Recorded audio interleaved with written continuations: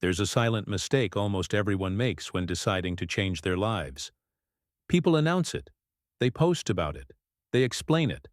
They give emotional speeches saying that this time it's going to work, that this time it's for real. And ironically, that's where everything starts to go wrong. Because the more you announce it, the less you change. It seems contradictory, I know, but the most profound transformations don't need an audience. They need a decision. Perhaps you're tired of promising yourself that you'll prioritize yourself, that you'll set boundaries, that you'll live differently, and yet you remain trapped in the same cycles. People draining your energy, fear of judgment, constant comparison, guilt over the past, perfectionism hindering your progress. The pain isn't a lack of information. It's an excess of noise. Too many people offering opinions. Too many expectations from others. Too little inner silence. And here comes the counterintuitive statement. The less people know about your decisions, the more power you have over them. Not because you're hiding something wrong, but because you're protecting something sacred. True change isn't a performance. It's not for applause. It's for freedom.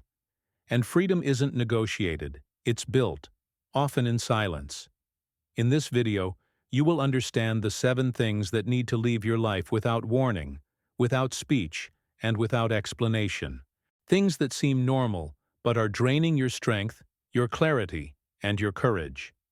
If you apply this the right way, something changes quickly.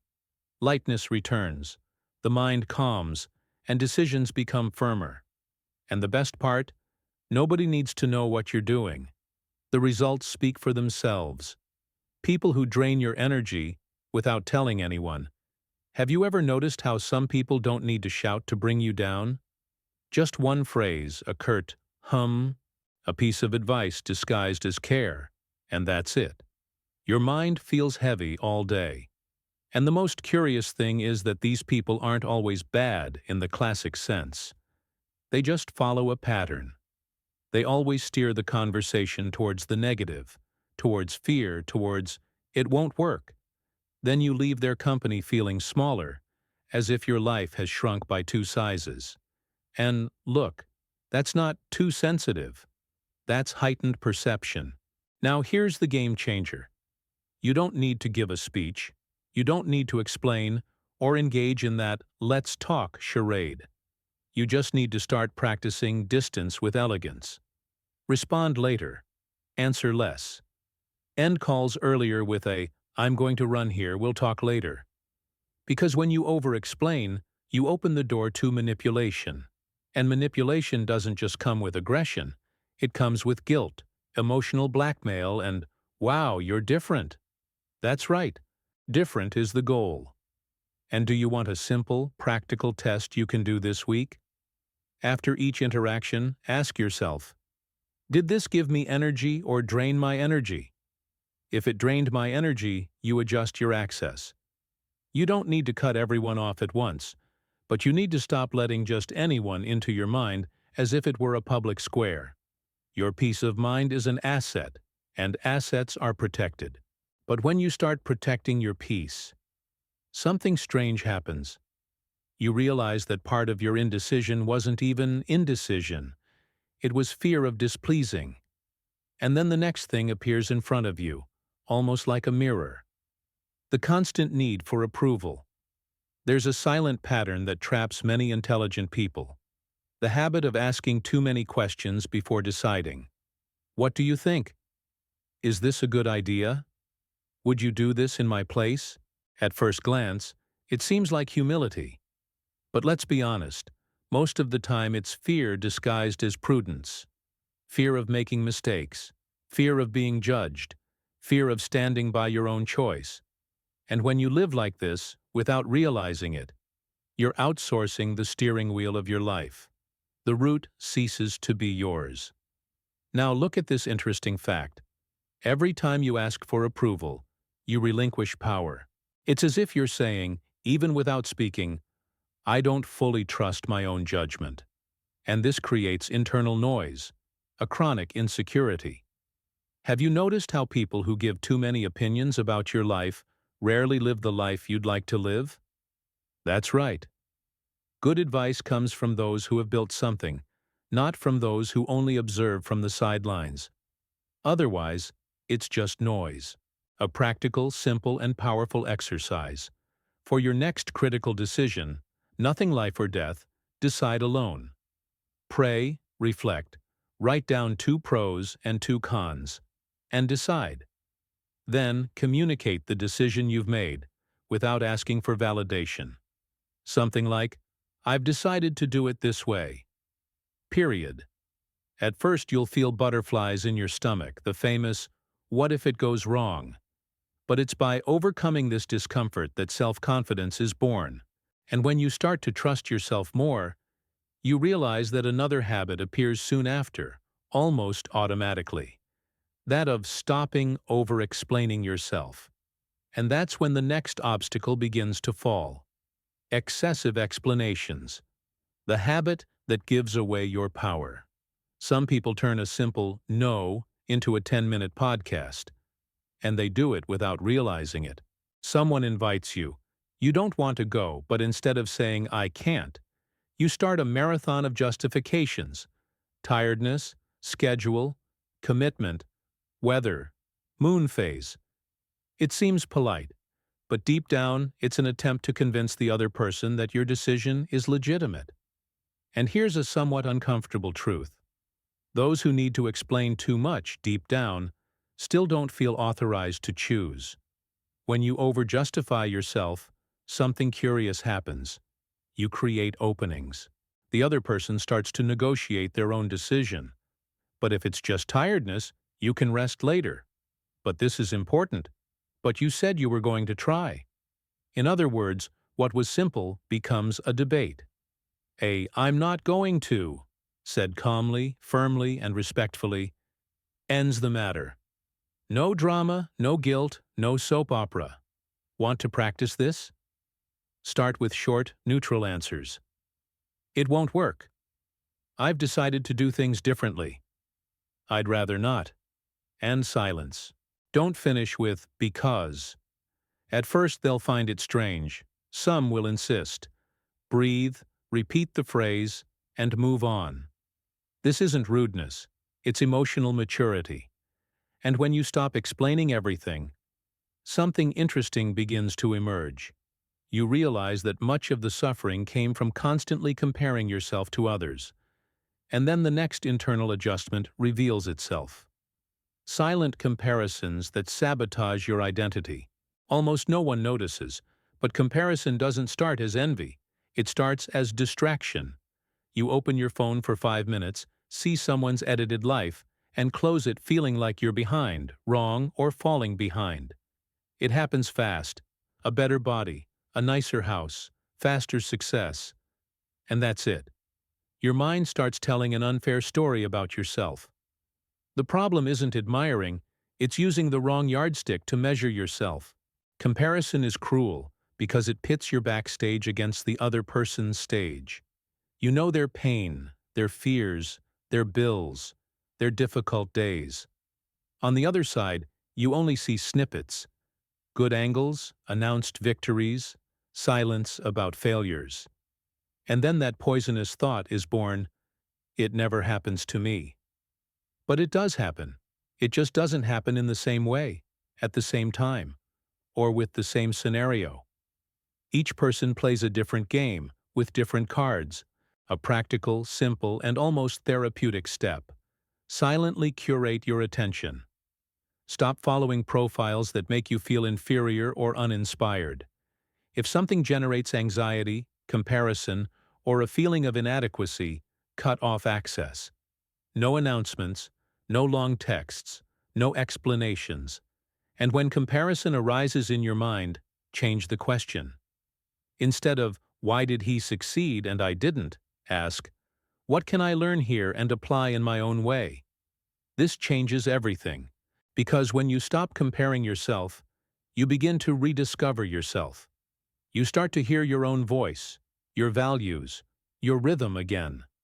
And it's at this point that something even deeper emerges. It's not just comparison with others. It's an invisible prison in the past that many people carry without realizing it. And that's exactly what appears in the next topic. The toxic relationship with the past. Few people realize it, but the past becomes a prison when you revisit it without purpose. Remembering to learn is healthy. Remembering to punish yourself is self-sabotage. Some people relive old mistakes as if trying to mentally fix them, scene by scene, conversation by conversation. But the past doesn't change. What changes is the weight you carry from it. And carrying old guilt steals energy from the only place where life truly happens: the present. There's a silent trap here. You start to believe that if you suffer enough for the mistake, you'll somehow be paying the debt. But life doesn't work that way. Prolonged guilt doesn't generate growth. It generates paralysis. And, let's face it, you're not the same person who made those decisions. You had less information, less maturity, less awareness. Judging the you of yesterday with the mind of today is an unfair game from the start. A practical, simple, and powerful exercise. Every time an old mistake comes back to mind, name it.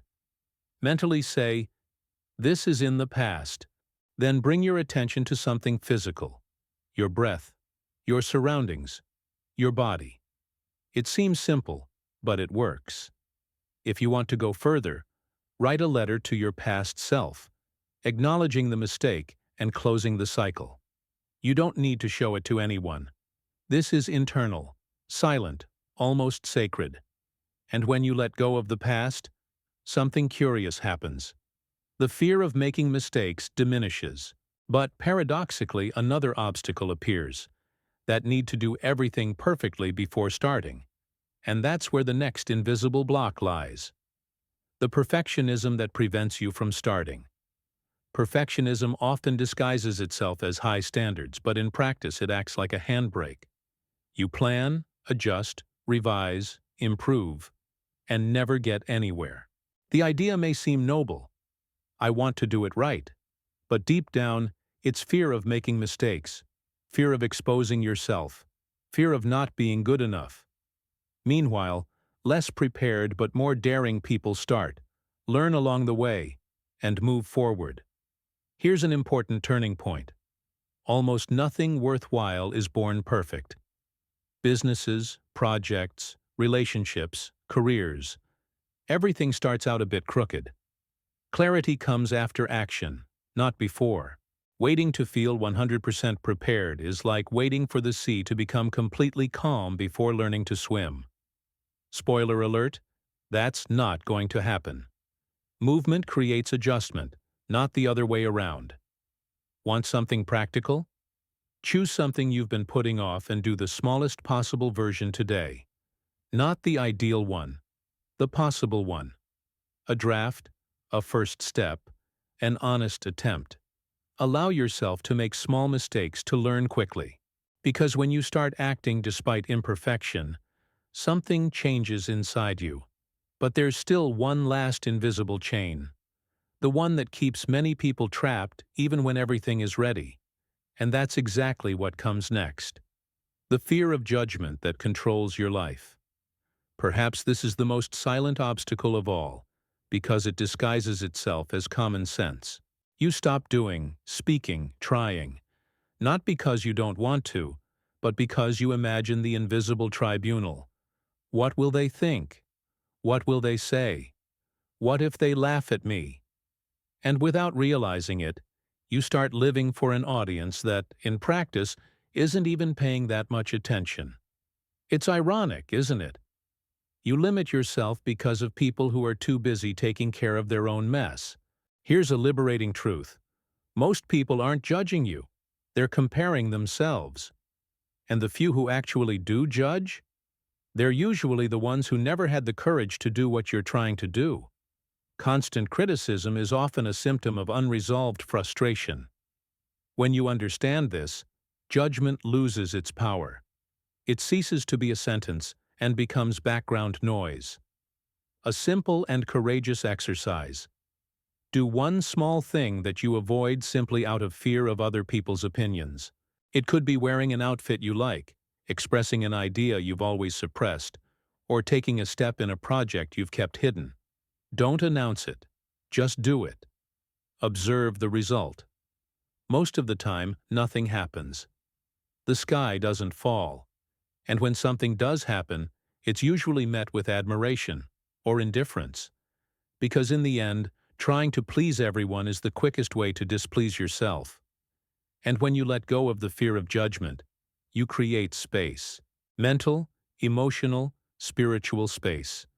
It is precisely this space that connects everything you have just heard and prepares the ground for something bigger, more conscious, more intentional. Now let me ask you some very direct questions. What exactly are you keeping in your life that you already know is draining you? Who are you still allowing access to your mind, your emotions, and your decisions without deserving that space? And, perhaps most importantly, how long will you postpone your own freedom, waiting for approval, permission, or the perfect moment? Because knowledge without application is just entertainment. And you didn't come this far just to feel inspired for a few minutes. Everything you've heard here doesn't work if it stays just an idea. It works when it becomes silent action. It's not about changing everything at once. It's about choosing one of these 7 things and starting today. Today. A limit set. A comparison cutoff. A decision made without public consultation. A step taken even with fear. Small, silent eliminations create big, visible transformations over time. So I challenge you. Which of these 7 things will you eliminate first? Don't answer me. Answer yourself.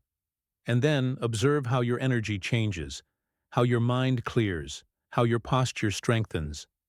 You will realize that living without needing to explain yourself all the time is liberating. That acting without announcing it restores power. That evolving in silence builds a confidence that no one can take away. If this video helped you, do your part now. Subscribe to the channel, turn on notifications, and continue learning to live with more awareness, mental strength, and direction. Here, we don't talk about performative change. We talk about real change. And remember, results always make more noise than explanations.